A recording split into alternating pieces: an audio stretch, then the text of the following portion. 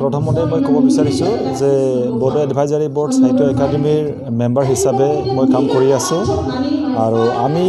যিমানখিনি কাম কৰিব লাগে আমি কৰি আছোঁ যে আজি কোকৰাঝাৰ গাৰ্লছ কলেজত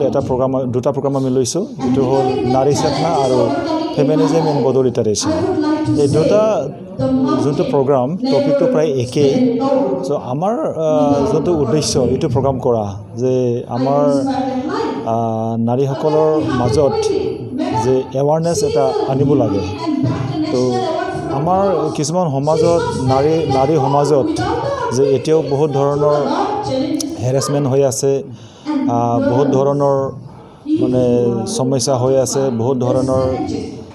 অন্ধবিশ্বাস হৈ আছে ইয়াৰ কাৰণে আমাৰ সমাজত যিমানখিনি উন্নতি হ'ব লাগে এইটো উন্নতি আমি দেখিব পোৱা নাই ইয়াৰ কাৰণে আমি চেষ্টা কৰি আছোঁ যে নাৰী সমাজৰ মাজত এটা এৱাৰনেছ এটা সজাগতা প্ৰগ্ৰামটো আমি কৰি আছোঁ আৰু নাৰীসকলৰ মাজত যদি মানে এৱাৰনেছ বা সজাগতা যদি আমি আনিব পাৰোঁ নাৰীসকলক যদি আমি এৱাৰ কৰিব পাৰোঁ এইটো সমাজৰ উন্নতিত বহুতখিনি সহায় হ'ব আজিৰ প্ৰগ্ৰামত আমি বহুত বেলেগ ফিল্ডৰ পৰা আমি ৰিচাৰ্চ পাৰ্চন আনিছোঁ এডমিনিষ্ট্ৰেটৰৰ পৰা আমি আনিছোঁ ফিল্ম জগতৰ মানুহ আমি আনিছোঁ টিচাৰ জগতৰ মানুহ আমি আনিছোঁ ৰাইটাৰ আমি আনিছোঁ ইয়াত টোটেল 5জন ৰিচাৰ্চ পাৰ্চনে পাৰ্টিচিপেট কৰি আছে আৰু তেখেতসকলে নিজৰ এক্সপিৰিয়েঞ্চৰ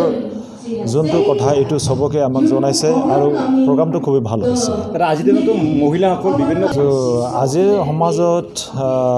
সমস্যাটো নিশ্চয় ফেচ কৰিব লগা হয় যে বিভিন্ন ধৰণৰ বিভিন্ন টাইমৰ যি সমস্যা এইটো ফেচ কৰিবৰ কাৰণে প্ৰথমতে মই ভাবোঁ নাৰীসকলক এটা এডুকেশ্যন লাগিব চ' এডুকেশ্যন যদি থাকে এডুকেশ্যনটো এটা হ'ল হাতিয়াৰ শিক্ষাটো এটা হ'ল হাতিয়াৰ আৰু এইটো হাতিয়াৰৰ দ্বাৰা